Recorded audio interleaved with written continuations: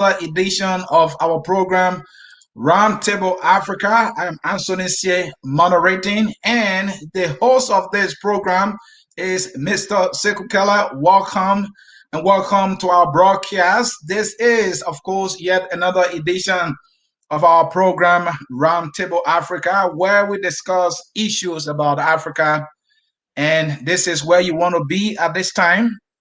In this edition of Roundtable Africa, the topic we are discussing is the state of democracy in Africa. But before I can give you all the questions that we will be finding answers for in this very, very important topic, let me take this time to welcome Mr. Sekou Kelleh to yet another edition. Sekou, I'm excited about this one. Democracy, right? Let's do it. Thank you, Ansony, and thanks to our viewers. Welcome to this special edition. Democracy is an interesting topic, and I believe today we'll learn a lot, and then we will keep on, improving this program. And I'm really excited to be here today, as usual. So welcome to everyone. I say thank you again. Thank you, folks, for joining us. And as always, we are broadcasting from our headquarters in Atlanta. For our topic, the state of democracy in Africa, we have 5 profound questions, and we will be finding answers. And after giving you all the answers, hey, I'm not the one giving the answers. Sekou is your guy to do all the talking while I moderate. But these are the questions that we will be finding answers for to arrive at the state of democracy in Africa. Number 1, what is the history of democracy in Africa? You want to know the answer? Be right here. Also, is democracy a curse or a blessing to African people? I want to know the answer to this one, Sekou. And can democracy survive in a tribalized society? Are we really tribalized? Well, we will get to know. And can the democracy, survive in a tribalized society? Not only that, is multi-party democracy sustainable? We've seen multi-party democracy as a big talk in Liberia. Well, today we'll let you know whether it is sustainable, whether it's something that we can keep doing and doing. Well, the last but not the least of the questions that we have here trying to find answers for: does democracy lead to development, or is it development that leads to democracy? Folks, the stage is set. At this time, let me remind you the topic that we are discussing is the state of democracy in Africa. Sekou, I know you said you are excited about this particular topic, yes. But before I can roll in my 4 questions here, give me what is the general understanding of what the democracy actually is? Thank you very much, Ansony Sieh. First of all, we all know, or we may be aware, that the word democracy is a Greek word. Mm-hmm. So demokritos is 2 words there, demo and kritos, that is people and governance. Mm-hmm. That's what. So democracy, I would define it this way, is a doctrine which says that power belongs to the people. Mm-hmm. And because of the science of organization, people need to be organized. So the people select or elect the best of the best among them and delegate this power to them so they can distribute prosperity in equitable way and then also administer justice. But the power belongs to the people. But because of the size of organization, people have to get organized. So the people choose the best of the best among them, or they're supposed to choose the best of the best among them. I think now you got it right. They're supposed to, but not always. They're supposed to choose the best of the best among them to distribute their resources, their commonwealth, and also administer justice and transparency in the society. That's the general understanding of democracy. And Sekou, I like that understanding. And I think it does make a lot of sense. That's how it should be. And I like the way you were able to pull it, that the people should be able to choose the best among them to represent their best interests. But unfortunately, it is never the same. And this is not only in Africa, all around the world. We've seen it here in the US. I know others will disagree. But let's go to our first question here, Sekou. Uh, so let's go to the history a little bit of this democracy in Africa. Share with us a little history of democracy in Africa. I mean, has it been a pleasant history so far? Yes. So when I speak of the history of democracy, first of all, I want to talk about pre-colonial Africa, because Okay. there are people who think that democracy came along with colonization, or that when the Europeans arrived, that's when we got to know about democracy. Yeah, the word itself, that's where we got to hear it for the first time. But the democratic culture itself has always been in our traditional institution. So we all know that in pre-colonial Africa, we had a monarchy, but people don't realize that it was not an absolute monarchy. There's a difference between absolute monarchy and constitutional monarchy. Okay. So the absolute monarchy in Europe, that is, the hero come and take over the society because he's powerful, he's a general, he become the king. And then he gave a decree and people have to obey. In Africa, it wasn't like that. There was an organized system. And I will cite two empires here, the Empire of Ghana and the Great Mosi Empire. These were authentic African empires that were not Islamized. So they didn't have Islamic culture or European culture. They died naturally. So we have their historical record. So in the Mosi Kingdom and the Wagadu Ghana Empire, which were very close to Liberia and other places, we have the king who is selected by a council of elders. And that council of elders consists of all the tribes, all the ethnic group and clans in the community. They have a representative. So if you have a group called tribe or clan, they have someone that represents their interests. So they all come together and they select someone who they consider a noble man in the society to be king. And this king, his children are not the one that inherit the throne from him. It is his sister children. And there are certain criteria that must be met for someone to be eligible for that throne. Then also the way the power is being controlled. The king also have different assembly. You have the council of elders, you have the women assembly, you have the youth assembly, you have the spiritual leaders, you have the military leader, you have the artisans. So the king is not an absolute monarchy. He doesn't wake up and say he fires certain chief. The chief represents his people. He cannot tell that chief, say, I sack you because I don't like you. The chief represents a particular clan. So he can oppose to the king's decision and there can be some negotiation. So there was certain balance of power. So democracy has always existed in our traditional institution. But maybe the version we have today is a westernized one or a little bit improved, if you might say it that way. So when democracy arrived in post-colonial Africa after colonization, we inherited a Western democracy. And in this Western democracy, it was all about majoritarianism. So it was really not about, equity, justice among people. It was about majoritarianism. Majoritarianism is all about the majority have their way, then they will do whatever they want. So if a group of people win election, they are in charge, they become the bourgeoisie, they cut the shot, and all other people have to shut up. So the majoritarianism kind of democracy that we inherited, it also brought oppression. So we have not really sat down to redefine our democratic institution, to understand that democracy, where majority always have their way, doesn't really mean majoritarianism. The minority should have their say. The minority should have a voice. Minority should have influence. But the way it is organized today is that once majority win the election, they become like monarchs. They do what they like, and no one can oppose them. So that's the kind of democracy that we inherited.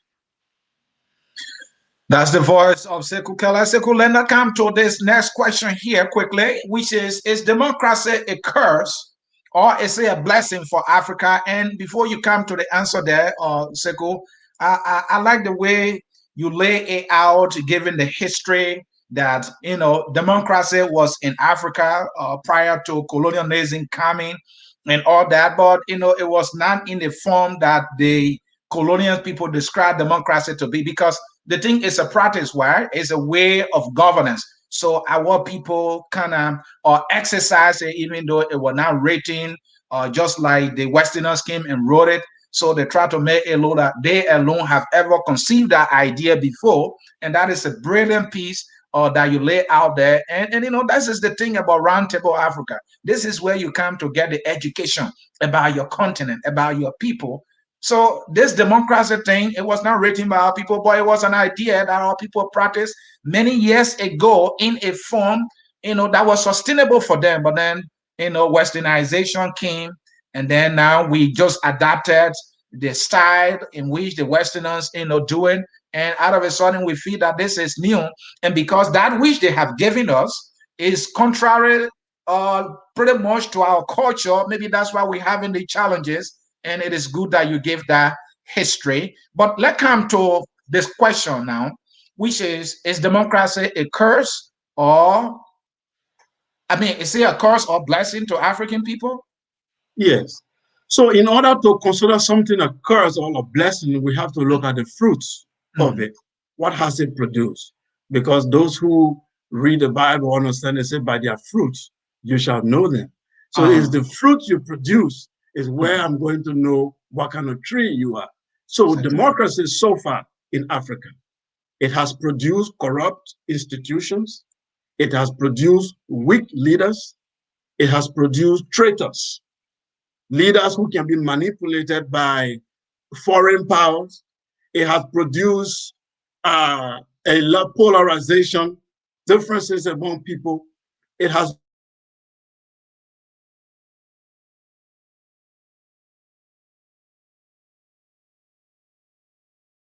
of the leadership. Well, the Western democracy that we inherited, it doesn't give us the chance to be able to change the institution. We always copy and paste. We look at what Western societies say. So these Western societies have their own interests in our community, in our country. So they always manipulate our institutions for them to have what they want.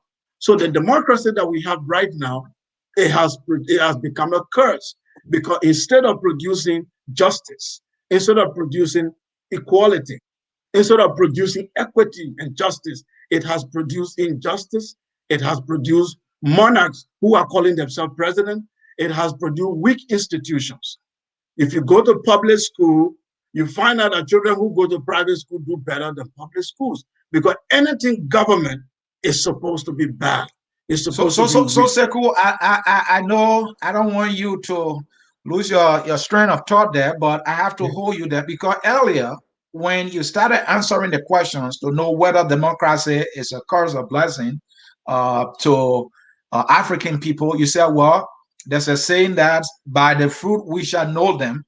And so let's see what the fruits are, then we can know whether that tree is a curse. So the things that you are listing, those are the fruits of the tree? Yeah, the things I'm listing, weak institution, bad leadership, corrupt governance, and all that, they are the fruits of Western democracy that we inherited in a colonial pact. Okay, go ahead. Okay? The colonial democracy that we received, that have been enforced by UN, IMF, World Bank, and all the Western institutions telling us who is democratic, who is not democratic. They are the ones who describe us. We look at them as the mirror to see whether we are doing well or not. So that democracy that we are having right now is a curse. It has produced weak institutions. It has produced bad leaders. It has, and the reason for that will come to it when we come to tribalism and all those things. So it has produced weak institutions, an institution that can easily be manipulated, because we want freedom of speech, we want this, and all these things are okay. But now the outsider can penetrate easily and destroy our country because we want to have democracy. So there's a point where we have not defined democracy for ourselves. We picked it up the way it was given to us, and it became a curse. It can become a blessing if we redefine it in our cultural context, if we redefine it based on our condition, our own historical reality. If we put it in that context, then it will work for us. But as it is right now, people have their own historical reality and history, but we don't know that. We just pick the democracy the way they gave it to us. They move into stages. Europe moved into state. They didn't just practice modern democracy just the way it is. They moved from stage to stage. There was a time, like Germany, for example, they don't have the Chancellor of Germany can stay in power for 2, 3 tenure, or even 4, and she will not be considered a dictator because they have a system in place. In Africa, when you go more than 2, 3 10, you are considered a dictator. Actually, that's not what a dictator is. It's not because you stay more than 3 10. It is what you have done. Did you respect the law and the constitution of the land that has been agreed upon? That's what we're talking about. So democracy that we have right now is a copy and paste, and it has become a curse.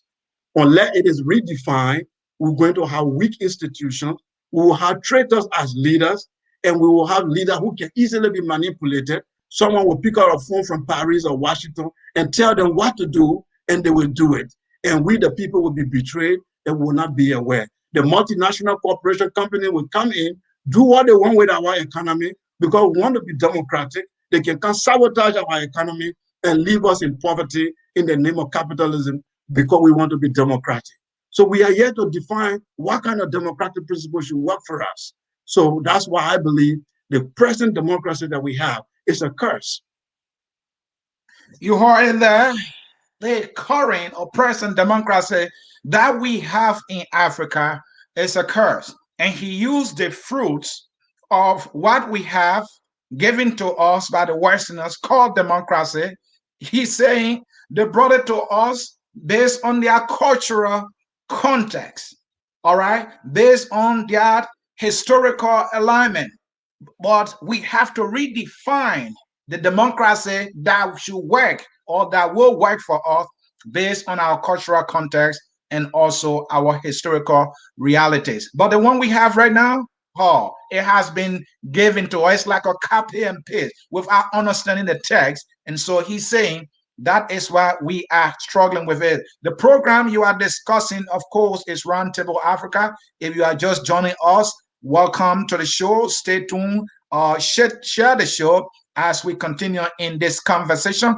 Whatever you miss, if you just come in, we were able to discuss, answer the question, what is the history of democracy in Africa? And we have just answered the question, is democracy a curse or blessing to the African people? We are making progress. Sekou, my next question. So, with all we've known now with the democracy and the history, informing us why it's not working for us, because it was not defined by us. It was defined by the Westerners based on their historical realities, based on their cultural context, and they just send it to us, and our cultures is different. Our way of doing things is different. So we're struggling with it. Thank you for that excellent information that you provided. But this is what I want to know now. Can democracy survive in a tribalized society? Because no one can kick against it that tribalism exists in our world. Go for it. Yes, so it's not a yes or no answer. So I will kind of give you, like I always do, give you a historical context here. Yeah. So we already defined democracy, power of the people, and this power, because of the size of organization, is being delegated supposed to be delegated to the best of the best to govern in the interest of the people. Now, a tribalized society, what is that? Now, there are what we call tribal psychology. According to anthropology, the tribal psychology is divided into two. You have the moral psychology and epistemic psychology. That is a group of people come together because of the blood relationship or kin. They have certain kind of reality that is unique to them. They have a way they interpret reality. They have their own truth. They have their own values. So they have their moral psychology, what they consider right or wrong. They have their epistemic psychology, what they define as knowledge, what they define as useful and not useful. Now, when you have 16 tribes, like let's give a Liberia, for example, you have 16 different moral and epistemic psychology, 16 different ones, defining reality differently. So when you come to election and say, let us go out and vote, these 16 group of people are going with their moral and epistemic psychology to select a candidate or whoever wants to govern. They are not going there based on the platform. They are not going there based on the person's message. their character, their competence. No, they have an epistemic and moral psychology that guide them. They use that to select leaders. Even the way they engage in democratic discussion is based on their tribal reality. I will give very little example. The Civil War, let's take the Civil War of Liberia as an example. So you have 16 tribes in our country. And then after the Civil War, you have 16 different interpretations of the Civil War. Every group have their own moral and epistemic reality interpretation of what happened. So as the result, there are what we call polarization, differences. And the more you have the polarization, the less you have common ground among the people. And the less common ground you have among the people, the more democracy is going to fail. Because these people are going to see reality differently. So in a tribalized society like Africa we have, democracy cannot survive until we redefine the moral and epistemic psychology of the people. Because the people in Europe are not operating on tribal psychology. They are operating on left-wing and right-wing philosophy. The right-wing philosophy is what? They are conservative. I mean, the right wing is conservative and the left wing is liberal. So they operate, their psychology operate on that. We operate on the moral and epistemic psychology of our tribe. So it's called tribal psychology. So you cannot have 16 different tribal psychology, such a polarization, and you are saying you want to sell a democratic culture. It's going to fail. So what our intellectuals failed to do was to redefine our history, gave us at least the same moral and epistemic psychology. At least the tribe should remain, but the education and the history was supposed to find way deliberately to link us to one psychology, to one epistemic and moral psychology, which is called cultural unity. If they have done that, then it will be easy for us to engage in a democratic discussion. And then local candidates based on their competence, local candidates based on the message they are selling. Then we'll be able to assess political party. But as it stands right now, a man with a tribal psychology, he's helpless. There is nothing, his education cannot even help him. Because even when they come on TV, what they say, the intellectual, they kind of they compromise with each other when they are in front of camera. But back home, they have to align with their tribal reality. This is their own reality. I gave you the Civil War as an example. No two tribes agree what took place in Liberia. Everyone has said, we were the target. No, you were the target, because there is a tribal psychology of interpretation of reality. So a democracy can only survive if the intellectual, the educators, try to create the same moral and epistemic psychology for the people. Folks, you heard it right there. He just answered the question, can democracy survive in a tribalized society?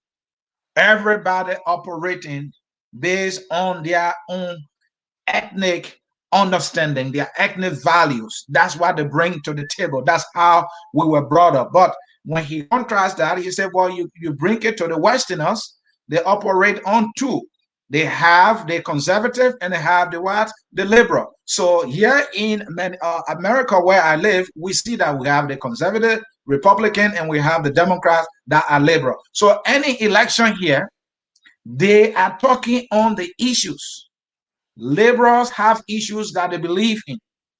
Conservatives have their way of looking at things that they believe in.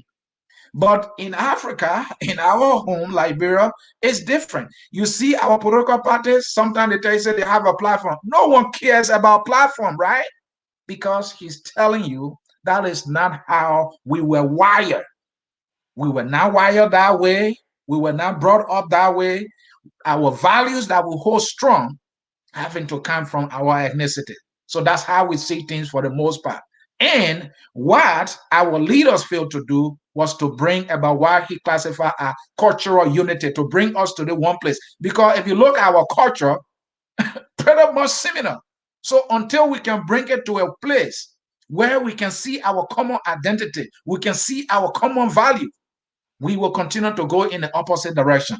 And so he's saying on the question of whether or not democracy can survive in a tribalized society, yes, it can survive only when we do those things that he had just provided eloquently. I hope I was able to help you a little bit. Folks, you are watching Focus on Liberia. The program you are watching is Roundtable Africa. You can't find it any other place other than Focus on Liberia. Sekou Kelleh is the chief discussant of this program. I'm Ansony Sieh moderating. Let me show you what we will be doing next, and stay with us as we continue. Uh, we try to explain things here in a way that you will understand. We're not only giving you the intellectual literature, we also bring graphics to you that will enhance, the education that we are providing here, so that when you leave, you will have something stuck in your mind, that is being complemented by the intellectual literature that's being provided. So Sekou will be doing something, but let me show you the images, and then when we come back from our short break, he will be able to explain those images. This is the first one. Do you know what this means? Do you know what's going on here? Well, he will explain that. Also, you see these images, you see your board talking about pre-colonial Black Africa. What is this board talking about? I see an image here. I see a building here. When was this thing built? How long it been around? What was happening during that time? Well, I see a king here. He is the Moro Saba or Shega II. Is the 34th king of the Mosi in Burkina Faso from 1942 to 1955. What is going on there with the email? I see people around him. Sekou will be able to bring us to that. Then I see something. There's a structure. There's a graphic here that structure completely the royal mother, the priest. Well, let me leave that for Sekou and let me come back to you. We will take a short break. You want to know what these images are trying to project, trying to explain to you, then you must stay tuned as we take this very, very short break, and we will be right back. And remember, you are watching Focus on Liberia with our program Roundtable Africa. 1 second, we'll be right back.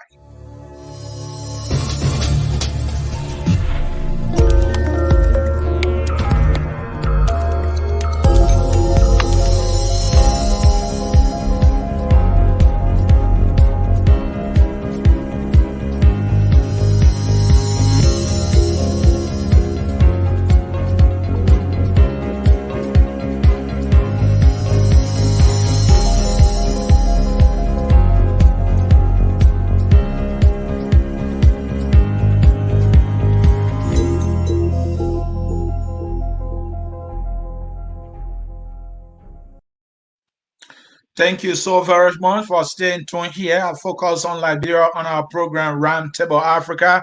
And as you know, I'm Ansony Sieh, and my partner Sekou Kelleh is here. And now we're going to bring the images for you that will further enhance, this presentation that we are bringing to you. Sekou, let's take this one. What is going on here? So here we are watching a picture, modern photograph from Benin Kingdom around southwestern Nigeria, southeast Nigeria.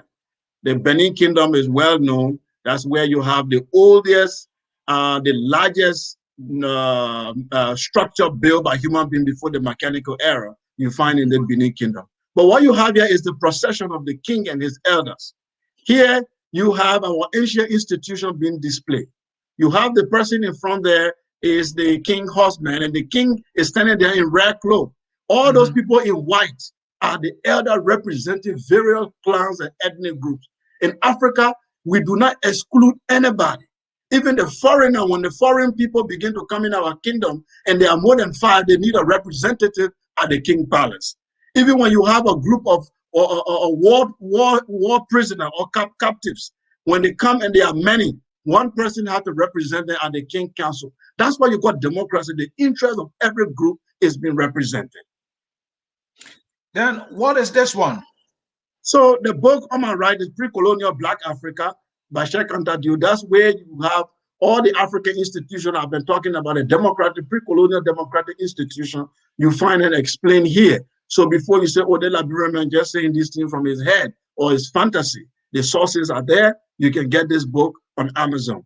On my left, I will summarize it because it's a very long story. You have there the African spirituality, how it was able to create the African democratic institution, because it was from the spiritual cosmology that we got our traditional institution.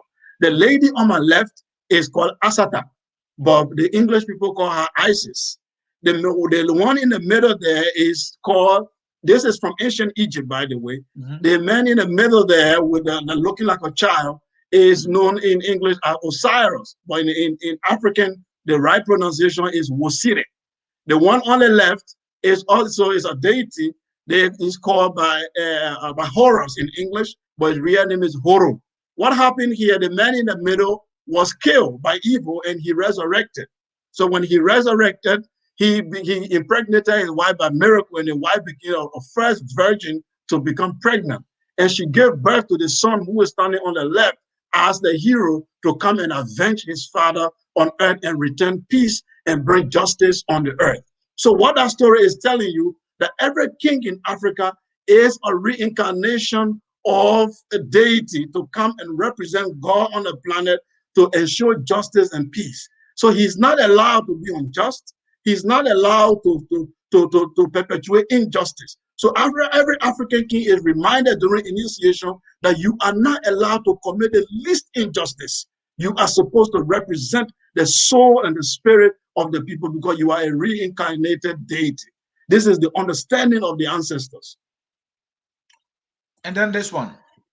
This is King Moro Naba.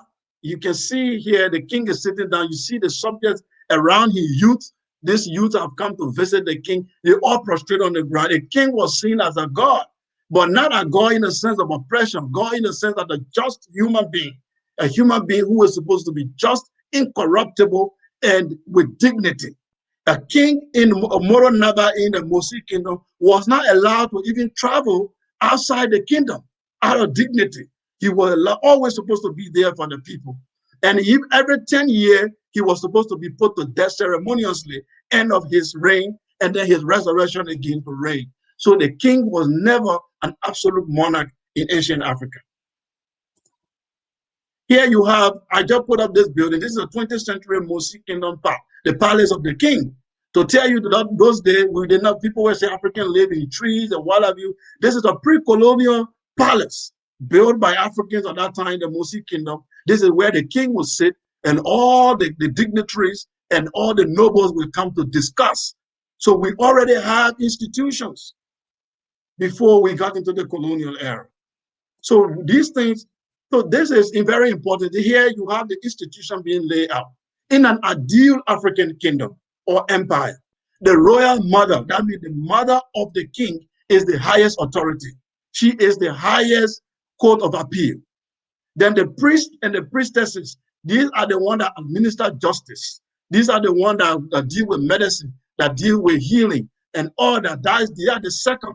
Then the king is there as the one to regulate justice to make sure there is no injustice. Then you have the federal council, the council of elders, the council of women, the council of youth. All of them have a say. They can reject a bill from the council of elders. The women council can reject proposition made by the elder council. So there was a democratic culture going on.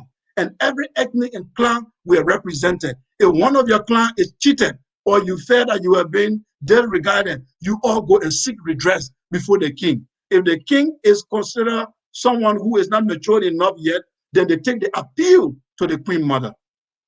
So people were having democratic institutions already in our Africa, in pre-colonial Africa. Folks, you saw it there, intellectual literature being explained very eloquently and at the same time with images to enhance your understanding of this presentation. And we want to remind you, we are discussing the topic, the state of democracy in Africa. Those of you who are just joining us, welcome. This is the topic, the state of democracy in Africa. We were able to answer the question, what is the history of democracy? And a piece of that history is what you just listened to, being explained using graphic and also using images. So before the Westerners could come to Africa, we have democracy. Lay out, the structures were there.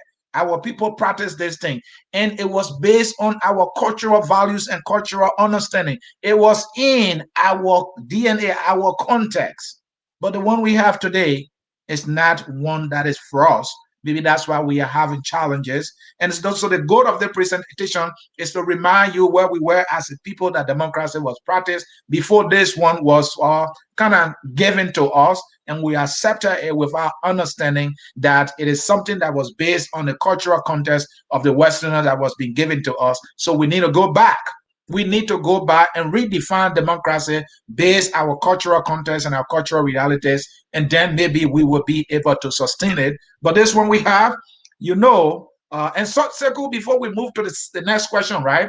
Something you said earlier that is profound. That look, somebody being in power for many years does not necessarily mean that the person is a dictator, because that is why most Westerners will say, because this person is an African leader, has been in power for 10, 15 years, automatically the person is a dictator, whether or not the person has done anything wrong. And then you contrast that with what happened in Germany, where there are leaders who will be in power up to 15 years or more, because that is how the structure is. And they are Westerners too. No one go after them or classify them as Westerners. So I mean, dictators. So what is going on in this explanation? So provide some context around it. I hear that. Yes, they're what we call democratic principle. Mm-hmm. And that principle is what we call the rule of law. And the rule of law is not a complicated thing. It just means the constitution. The law of the land is higher and greater than anybody. Right. And who writes that law? It's the people. Mm-hmm. The people come together. That means the constitution of the people, and say, we agree on these rules. This is the rule of the game. It's like you're playing football and they say to score goal, you can score with your hand. So if you score with your hand, it's not a penalty. If someone else who come from outside and say it's a penalty, tell him that he doesn't understand the game here. Right. You see? So we should set up the rule for ourselves and say, okay, in our democratic principle, the person can go 2-3 terms, no problem. But the human right, the freedom of speech, the development, the lack of corruption, the transparency, the ability to criticize president and be accountability. Can we have these? Even if the president said only one thing, if he's guilty of any of these things, he should leave that night. But if he's not guilty and he is scoring goal, we don't change a captain that is still scoring goal. When you have a captain on the team, he's still scoring goal, you remove him from the team.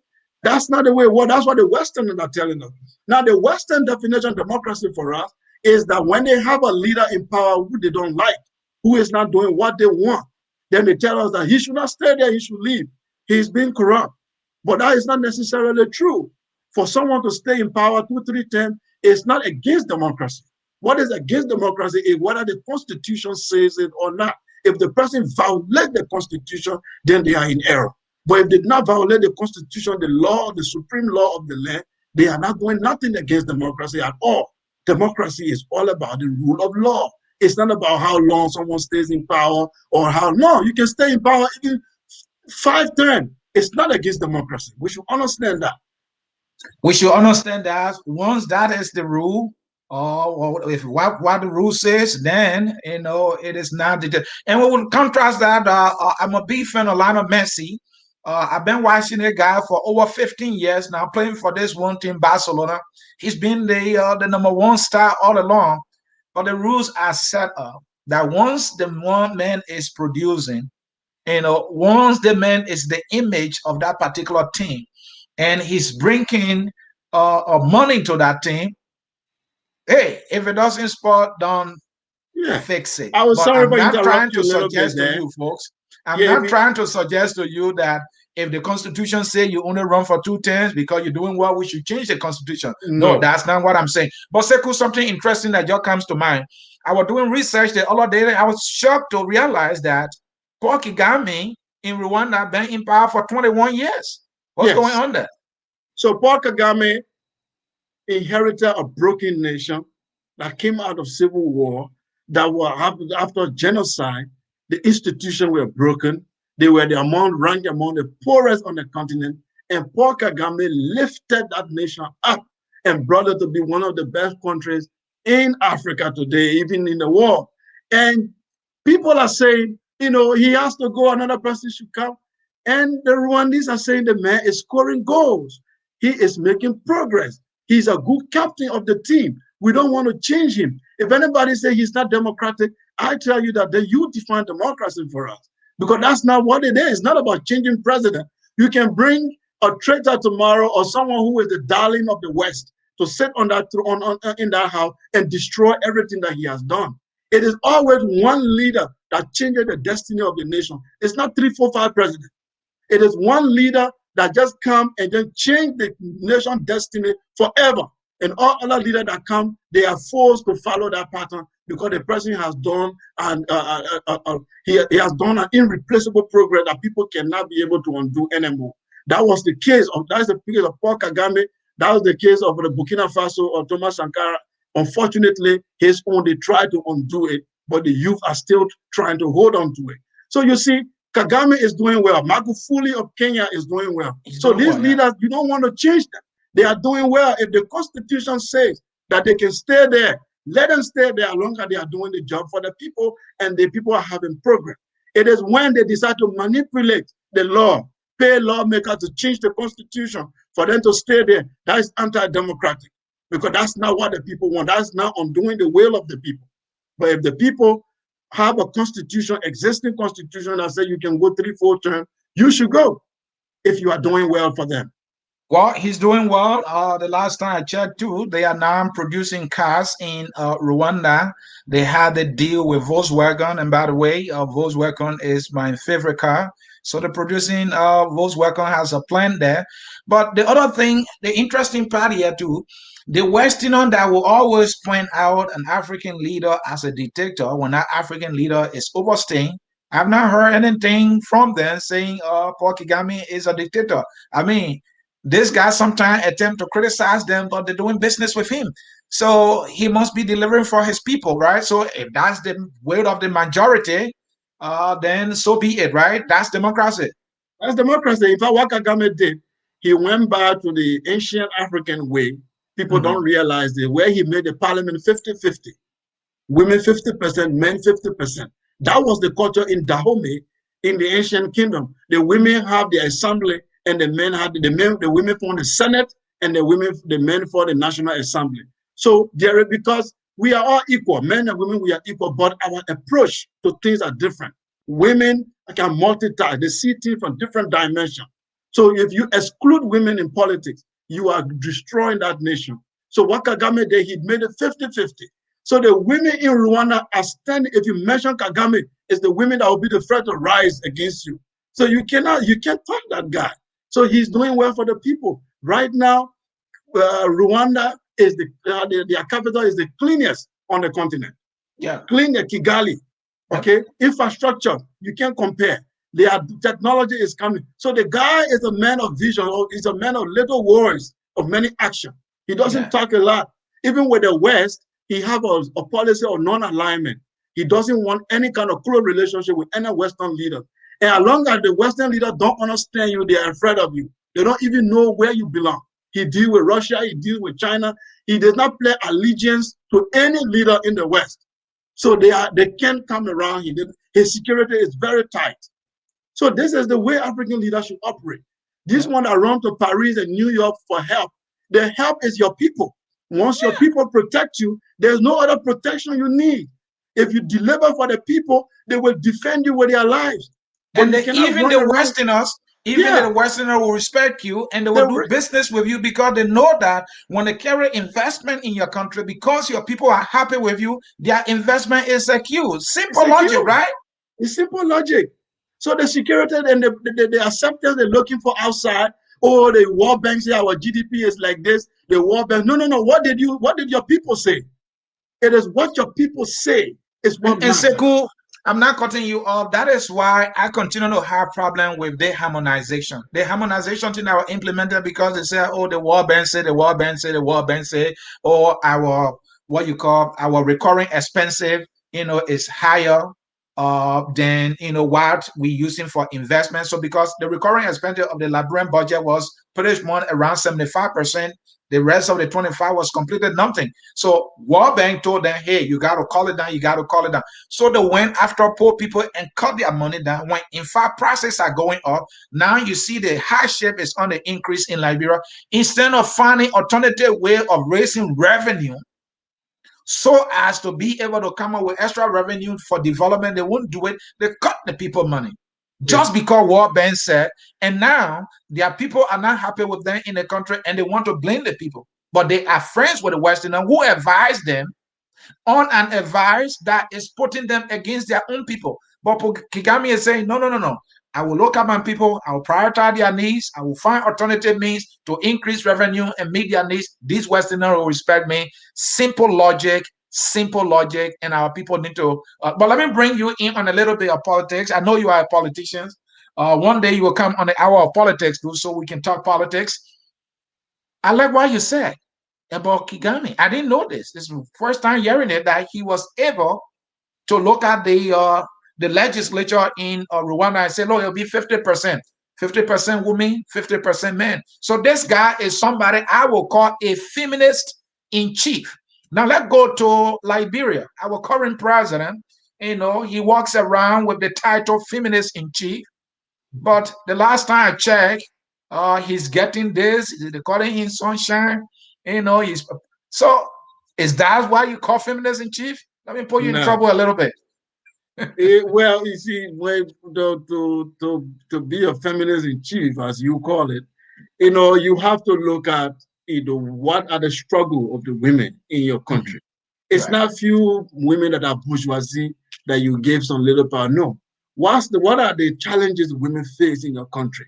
When you look at it, then you try to legislate laws and push agenda that will be able to lift them up from that particular situation. And then, like for example, Rwanda, if you have a girlfriend and you impregnated her, she have a baby, you can't escape. Your name will be entered in the data system, you pay for child support. That lady will not go suffer with that child alone. Then you come back one day with your head and say, I come from my son. The Rwandese will put you in the system. Anywhere you got job in Rwanda, they will take that money and give it to her. If later on, when you start working, they will get it out of you. There is that balance. So as a result, single mothers are not suffering around with children, babies with no help. Then you come around and say, oh, you are feminist in chief. I've not seen any legislation in that country that uplift the status of women.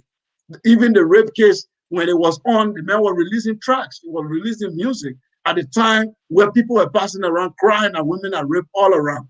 You're appointing people who have for tinted character, people who have been accused of rape. You still appoint them and all those kind of stuff. So I don't even put him in that category. Our president, I don't like to talk about him much, but I believe he is not a president for this generation. We are still looking out there to look for that president that understands this generation to be able to operate and meet up the standard of Kagame and others. We don't have it yet. We don't have it yet, and I agree with you. Our president, I don't miss my words on that. He is a textbook disappointment for Liberia. But let me progress here. We got two more questions for our audience here. So in Liberia, right, Sekou, multi-party democracy. I'm a big fan of the progressive, though. I hail them for what they were able to achieve in their time, because Sekou, at the time, I can call them fathers, were advocating for social justice in Liberia. They didn't even have emails. They didn't have social media. And at the time, the media was controlled by the state. They could not easily get to a radio station. Some of them have to write pamphlet like,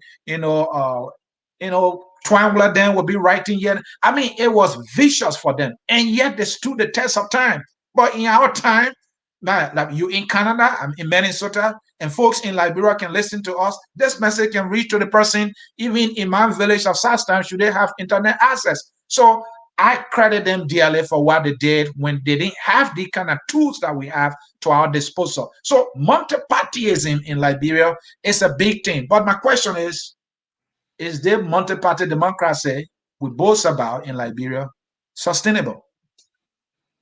Well, one of the problem we have in Africa, Sieh, Liberia in particular, is that we always ask the wrong questions. Every generation asks the wrong question.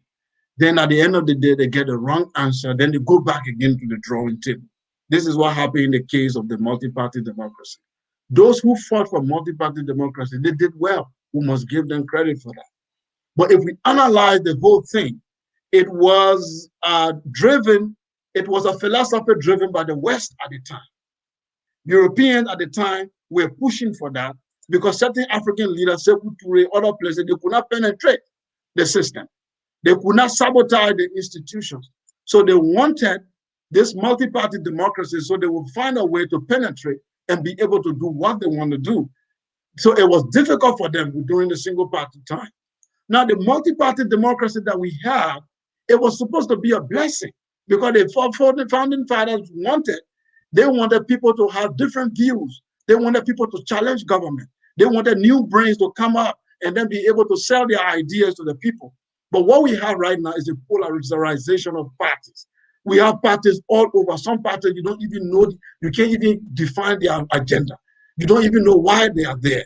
Parties all over. A political party is supposed to be like a school of thought, a place where ideas are developed, a place where plans are developed to be able to sell to the nation, a platform that will be able to tell the people, this is my own theory of development. The other people can, this is my own theory of development. But when you look around in our countries, are these parties doing that? No, they are actually there to either collaborate with the regime. Sometimes the regime create little parties around so that they can sabotage the opposition. Then they come around, they join the big party during the second round or whatever. So they are there actually just to sabotage the system. So I would suggest that Africans should have two-party system or three at least, two or three. But all the 20 and 25 parties, you can increase the number to 50, it will never bring about development. Because most of the parties are created by the elite, and these elite are always, they align themselves with the ruling party, and they are there to sabotage the opposition. And at the end of the day, you will see all of them will join the ruling party. You will, every election, you will see that happening. One of the reasons why multi-party has not also worked is the issue of personality cult. Most of the parties are all about an individual, his celebrity status or a level of education, his eloquence, and people follow this individual and they start worshiping him. It's not really about selling the party ideas. Stop an ordinary Liberian and say, what is the philosophy of Unity Party or CDC or Liberty Party? How are they different? What is the economic political theory and how are they different? They don't know. They don't even have a website that you can go and read their platform. But all they know, there is a Brodsky, there is a George Weah, and there is a Kumis. So it's a personality cult. It's not about selling philosophy and ideology and development to the people. So they are useless. And for due respect to the fathers who fought for it, but I think it should have been managed. I think it should have a proper context, and we should have at least 2-3 parties so that the Liberian people will know this party just govern, this is their philosophy, and they fail. The next party, we need to scrutinize them. But when you have, all I need to do is to create a different party, then I show up again. You begin to recycle the same bad people under different flag and different platform, and we cannot hold them accountable. So I think multi-party democracy has not worked, and it will never work. We should minimize it, manage it to 2 or 3 parties. Sekou, you and myself, we are exactly on point with this one. I feel the same way. Those that you just expressed are the very thoughts that I have when it comes to multi-partyism in Liberia. I've said it many times to most of my friends, those who know me. I told them that, look, let us even legislate it. Let us put it in our constitution that there shall be 3 political parties in the Republic of Liberia. A, party this, party that, and party that. That any Liberian upon reaching the age of 18 can decide which one of the parties to join. There will be political competition, and that these parties should be charged with its constitutional responsibility to educate their members on how to vote, on citizenship, the roles and rights of their partisans as citizens in our republic. That should be it. And the philosophy and the ideologies and the programs of this party should be taught to their members, because by doing so, Liberia politics will become competitive. Then the thing of primaries that they try to say they're doing primary, then we will be having primaries, because There'll be three parties, and most so it will bring about unity, right? There are three parties. So before you go low, you'll see that the country will be more than unified. But I'm a crew man, I get my party out from Grand Crew. You will see 90% of the crew people coming to me. We saw that with Bronsky. Majority of the Bassa people, we see that with what's his name? Praying Johnson. Most of the Nimba people, and we can talk that about Boaka. Most of the people from Lofa. So we have to legislate this thing to make it competitive. Now we just have another party, the PLP, that was just being launched barely a month ago, and you find out that nearly all of the people in Unity Party have moved to this new party. The former chairman of Unity Party is now the chairman, a guy who was from Monserrato in Unity Party. He moved to this party, and 200 members of the Unity Party moved to the party. Why are we doing this thing to ourselves in the name of multi-partyism? We are not going anywhere. We just continue to make our democracy vulnerable. I agree with you, Sekou. What we consider a multi-party democracy is a disgrace, it's an embarrassment. We need to go back to the drawing board. And I am even trying for us to put the nail on the coffin by legislating it, because if we leave it open, I guarantee you there will be loopholes and the system will continue to be weakened and weakened, and it will only give us nothing but bad leaders, which has been the case for the most part. Let's come to our last questions here. And folks, you are watching Roundtable Africa here at Focus on Liberia. And so, Sekou, I thank God that we are just coming, from the other question I talk about multi-party democracy, right? All the parties say they will develop Liberia, right? So here's my question. Does democracy lead to development, or is it development that leads to democracy? Yes. So my personal opinion is that development can lead to democracy, and democracy can also lead to development. It always depends how the leadership decide and the people decide to control their own destiny and their own affairs. You see, there are nations, the reason why I said it, there are countries in the world that are not practicing the Western democracy we have, and they are industrialized and they are developed outside China. Okay, there's no election going on in China. Nobody's voting. There's only one party, and there is one chairman of the party, and that's it. And everybody they beat everybody into line. In fact, one religion, if you dare move around here, the Chinese will beat you into the Confucius philosophy. You must think like a Chinese. And if you don't want to, they might leave you to be free, but you cannot work in the Chinese government because they don't want conflict of interest in their system. Are they developing? Yes, they are.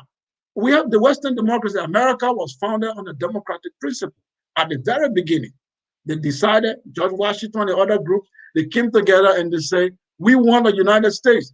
And then they drafted that beautiful constitution, and we say that all men are equal, and blah, blah, blah. But then the nation they produce one of the powerful nations on earth. So has democracy led to development there? Yes. Has also a Chinese without democracy also come to development? Yes. So we should not be seeing it as if these things are the acid test for development. No. Development is a conscious decision that must be taken by the people in their own country and say, this is our vision. This is our plan. In the next 20, 30 years, this is where we want our economy should be. This is where we want the level of education should be. This is how we want it to be. One of our great African scholars, Sheikh Anta Diop, he made it very simple. He said, African leaders are wasting their time. If you have a country and you have young population like this, and you look and say, what do I do for this country? You know that you want industrialization. You deal with power, energy. Start thinking of how do I give energy supply to this country? When there is energy, there's power, there's everything. Industrialization is automatic. Once there's food security, you're going to have healthy population and the people will start. But you jump all the steps and begin to say, World Bank said this, World Bank says that. And the African people and their leadership are so naive that they think that Western society sincerely want them to develop. Which country want you to develop at their own expense? In this conflict of interest that we live in, are you really saying that America, that is stepping on the neck of black people, want a powerful black nation in Africa to challenge them? Are you really saying France, that is benefiting from Ivory Coast, is actually want Ivory Coast to start developing their own industry to build chocolate, so they will run out of their chocolate industry, will collapse in Paris? Are you really saying that these people want us to produce cars, a car tire, so that the rubber plantation in Liberia will no longer be exporting rubber, will be producing tires? They don't want that, of course. And they are right. A lion will not teach a deer how to escape. A lion wants a deer to be weak. That is the fact. And when you say that in this World Bank, IMF, they are not there to make you develop. It is a very naive idea to think that your natural opponent wants you to win. This is the naivety of the African leadership. They have to look inward. Democracy can lead to development, and development can lead to democracy. But the leadership need a conscious decision and a plan in order for them to arrive at what they want to arrive. There is no accidental development. That thing just happened. It's a conscious decision. We want to be a full sufficient. Okay, what are the programs? What is the theory that will lead to that? Okay, we want to be electricity. Everybody in Liberia should have electricity by 2030. What are the programs? What that will lead to that? We don't see it. You build a few kilometers of road, the next president comes, he abandon that project. So we have not made a conscious decision yet to develop. So democracy cannot lead to development just because for the sake of democracy. Development can only come when there's a conscious decision. So I close that democracy can lead to development, and development can lead to democracy. All depends on the conscious decision of the leadership and the people. Sekou, Kelleh, thank you so very much. Excellent way of answering the question. Does democracy lead to development, or development leads to democracy? I think you nailed it. And this is my contribution. Let me share with you a research that was done in Liberia when they were thinking about bringing reliable internet in Liberia. The study was done. The amount was $65 million. $65 million. I'm telling you, somewhere around 2011, 2012, this study was done. The report was made available to the Ellen Johnson Sirleaf government. Ellen Johnson Sirleaf received the highest support, budgetary support, and also through FDR in Liberia's history. Ellen Johnson Sirleaf and the Unity Party could not take $65 million. They could not, to build an internet infrastructure in Liberia that will give young people access to the world through the internet, as smart as they are, so that they will be able to connect themselves to the outside world and find ways in which they can be able to create opportunity for themselves. That is all our government needed to do. The research was done, $65 million. But that was the time internet was gradually getting popular. Apparently, the Ellen Johnson Sirleaf administration didn't want the young people to be interacting with their friends around the world, thereby opening their eyes to see what a true democracy is, what it means to have a government that is responsible to the people. They didn't want that. If you don't understand that part, then let me tell you.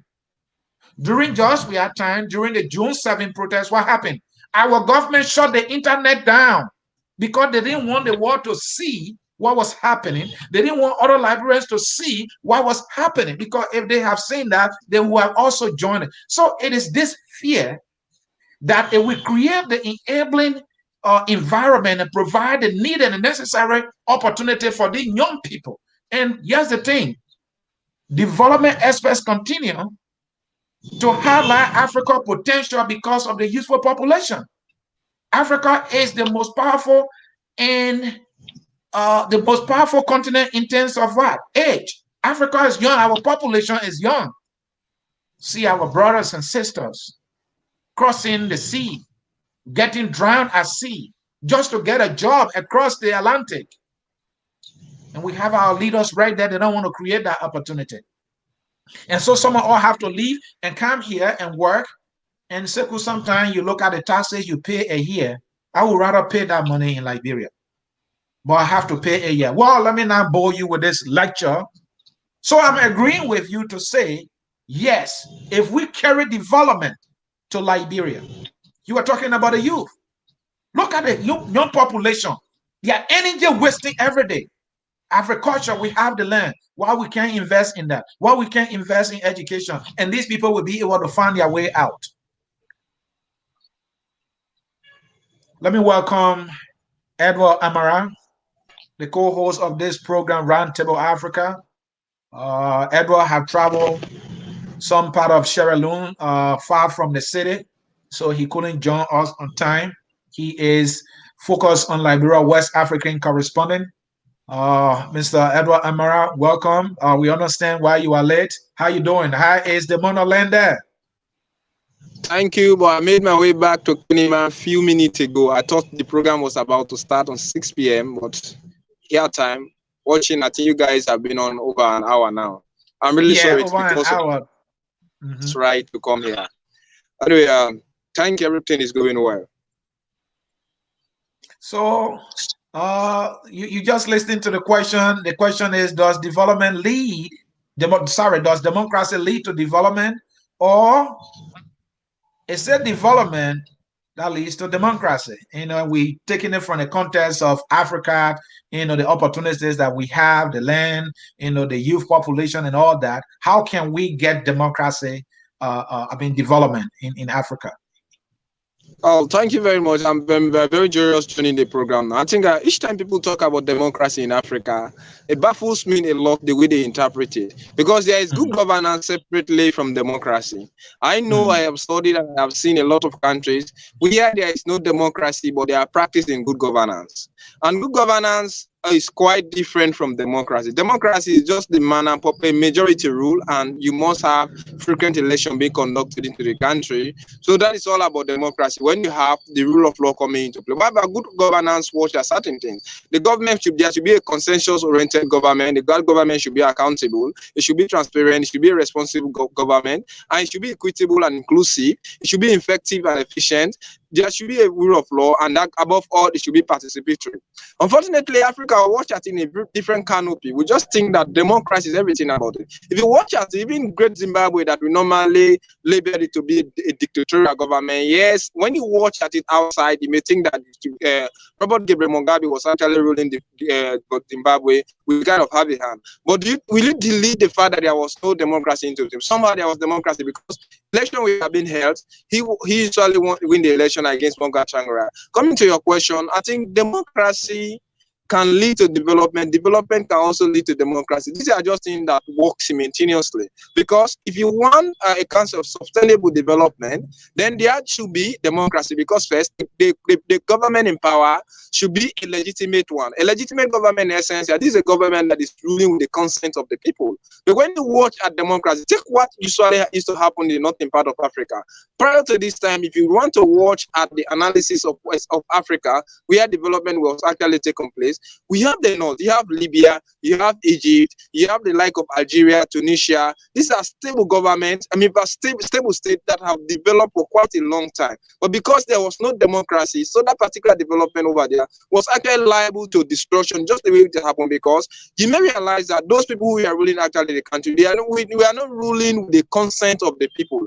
And there was a kind of, the tendency was there that as generation changes, youth may come up that we actually be so conscious who want to participate in politics, but when there is no platform, adequate platform laid for them to involve into that particular governance system, that particular development will one day destroy at a level. So democracy can lead to development, development can lead to democracy, as long as there is a legitimate way of changing that governance system.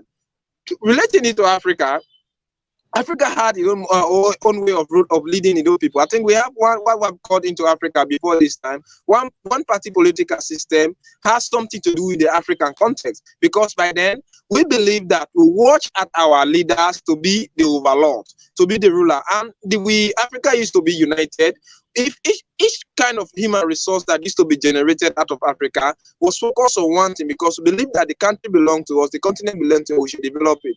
But when there is a divergent way of watching at things, believing things differently, everything changes. So democracy can lead to development as long as such development is being done on the consensus of people. And if you want to create a kind of uniform development into Africa where it can be utilized, then you should start from the bottom level. But unfortunately, the type of development that is taken up into Africa is a bottom top level. They start it from above, community down. When these people are definitely not oriented, they are not adequately informed. They do not want to be involved because perhaps the development that they want to come up with is not actually commensurable, or it's not the felt need of the people. So the type of democracy that the Western world is preaching cannot lead to development into Africa when there is manipulation, when there is election rigging, because there is nothing. Before this time, as long as we have an established way, the way we change our king and queen, our leadership, even though it was draconian when you watch at the mentality of the Western world, but it was consensus, because by then we have one leadership in Africa. Because before this time, that's why if the topic is so interesting to understand that it is even an insult on Africa when we say that there was no democracy into Africa prior to the invasion or colonization of Africa. We had our own way of changing our own governance system, and it was consensus to the people. Let us say each development used to take place in South Africa was consensus, and it was liable to remain there. But because the manner in which the Europeans or the Western world introduced their own democratic mentality, it was quite different to the established rule into Africa. Now, instead of us accepting development, we're accepting the destruction, because youth have been learned how to destroy what have been created, as long as it is not created with that mentality that the Western world wanted. So that is why each and every youth that they are seeing today in Africa, we are young, we are focused, we are determined to learn. But the type of governance system is here is definitely leading to any development here. Take come on look at Liberia, come on look at Guinea, Ivory Coast, and whatsoever, to have divergent views, different way of, because the mentality, we are not trying to inculcate the nation's plan into our own democratic principle that are practicing from the West. All we are coming is a kind of views. So that is the problem. That was the voice of the intelligent young man, Edward Amara, focused on Liberia West African correspondent based in Freetown, Sierra Leone. Folks, time is our enemy here. This program is always 1 hour. We are 15 minutes past the time. And if you missed the program from the start, let me remind you, this is Roundtable Africa. If you missed it, I encourage you to watch the program. We are about to wind down. We discussed the topic, the state of democracy in Africa. We answer the question, what is the history of democracy in Africa? We answer the question, is democracy a curse or a blessing in Africa? We also answer the question, can democracy survive in a tribalized society? We answer the question, is multi-party democracy sustainable? Somebody will use the B word to say, is multi-partyism sustainable in Africa? And does democracy lead to development, or is it development that leads to democracy? That leads to, democracy. I got that right. Let me see a few comments here before we close. I have Regina Wilson. Good afternoon, gentlemen. Good afternoon, Regina. And she's saying, Philadelphia, thank you for watching. Oh, she's watching. Thanks for watching, Regina. Focus on Liberia. We are telling you thank you for joining us. I have somebody here with the name, I think Avon P, I hope I pronounced. I say, hi, Mr. Sieh. Hi, how you doing? And asking me how am I doing? I'm doing fairly well. I see James Massey. I'm watching from Plebo City all the way Maryland. So you see, folks, people are watching what we are doing here at Focus on Liberia. Folks, we want to let you know Focus on Liberia is live on the radio in Liberia. Oh, yes, we are live on the radio in Liberia. Let me bring you the information. We are live every Wednesday at 11 a.m. GMT. That's 6 a.m. Eastern Time. And Thursday, 5 p.m. GMT. And that is 12 p.m. Eastern Time. And Friday at 11 a.m. GMT, which is 6 a.m. Eastern Time on Hot FM 107.9 in Liberia. I listened to it this morning. They carry the hour of politics. So if you have somebody in Liberia, in Sierra Leone, to you, our colleague there in Sierra Leone, Edward, tell your folks to listen to Hot FM on Wednesday, on Thursday, and also Friday. In there in Sierra Leone, they will listen to our broadcast here, focus on Liberia. Folks, this is how we will come to the end of this edition of Roundtable Africa. I want to say a very big thank you to our colleague here, Mr. Sekou Kelleh, the chief discussant, and also to our colleague here, Edward Amara in Freetown, who is focused on Liberia West African corresponding. They two intelligent gentlemen are here every, and I say every Wednesday at 1 p.m. Eastern Time to bring you Roundtable Africa discussion to stimulate Africa and what Africa is all about. And always, I'm Ansony Sieh, your moderator. The song says we are all Liberian. Let me say it right. We are all Liberians, and it's that song that will take us home. Thank you, folks. We'll catch you next Tuesday. Don't miss Roundtable Africa. Bye-bye, folks. We are